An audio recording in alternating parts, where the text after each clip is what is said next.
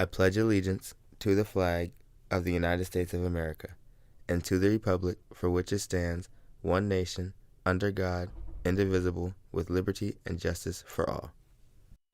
Today on the show, we'll get the inside scoop on the school's recent elevator shutdown. Braden Josendale is here to answer all your questions. With an uproar of crime in the community, we bring you the Kansas City Police Chief from the Northland Community Listening Session, which works to keep you informed. It all starts right now.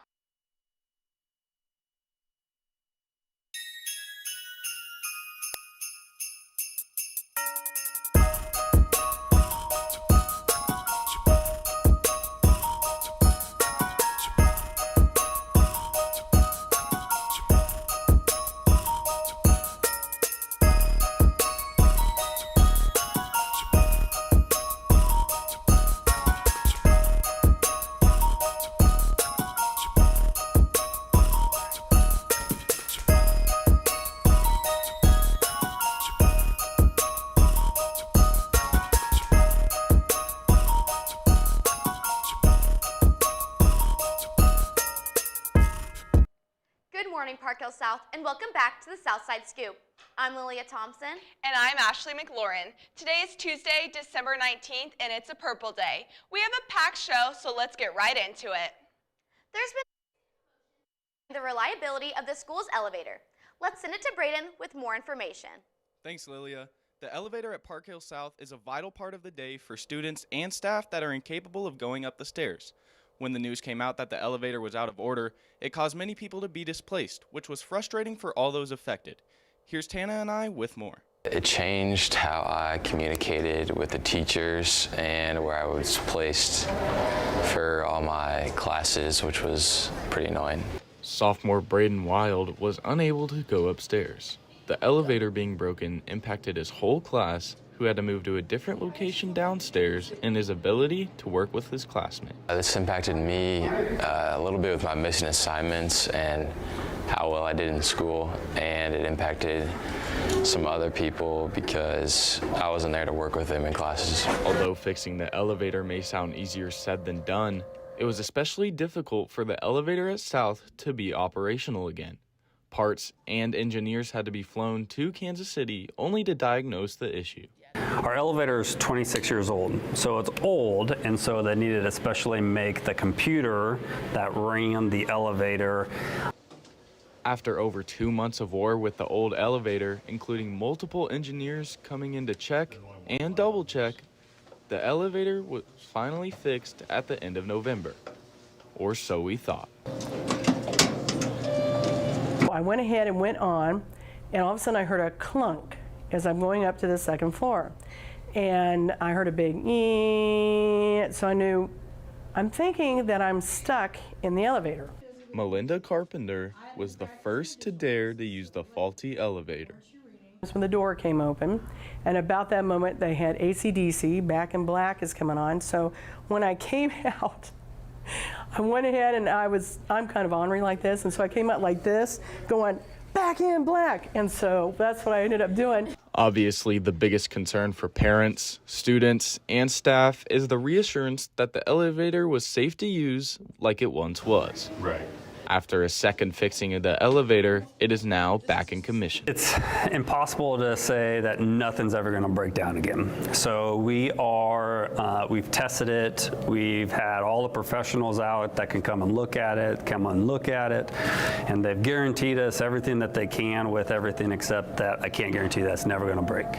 While it's not guaranteed that there won't be problems in the future, the elevator is currently in use. Braden, can you tell me what long-term changes are going to be made to prevent the elevator from becoming a problem again? Well, the school plans to replace the whole elevator in the summer of 2024. Thanks, Braden. And whether or not you're traveling upstairs or downstairs, we have a school-wide PJ Day tomorrow. That brings us to our social media story of the day that comes from South Stuco on Instagram. PJ Day is this Wednesday, December 20th, to celebrate the end of the semester. Now for what's new to the Scoop. There will be no DECAM meeting tomorrow, Wednesday, December 20th.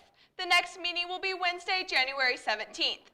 Tri-M is still meeting on Wednesday in room C113. They will be rehearsing music for caroling the next day at Anthology Senior Living.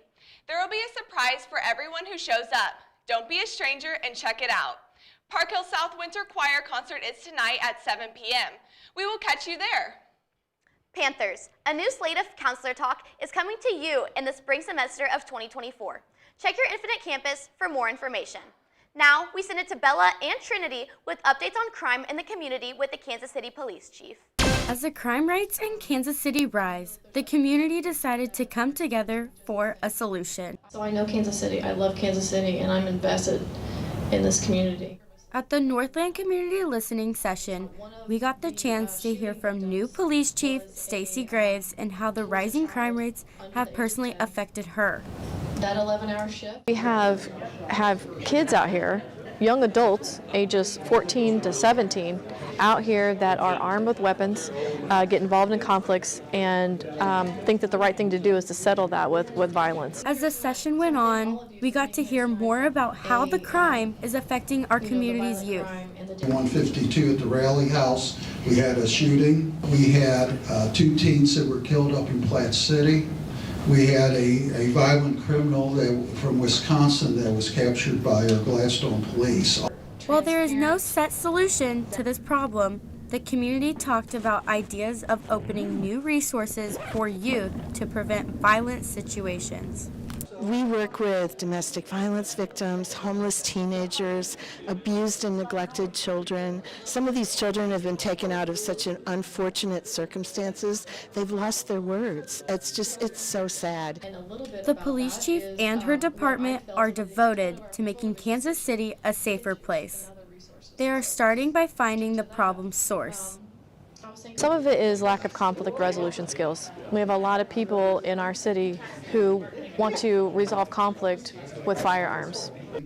The Northland Community Listening Session was held not just for the police to talk to the community, but for the community to talk to them.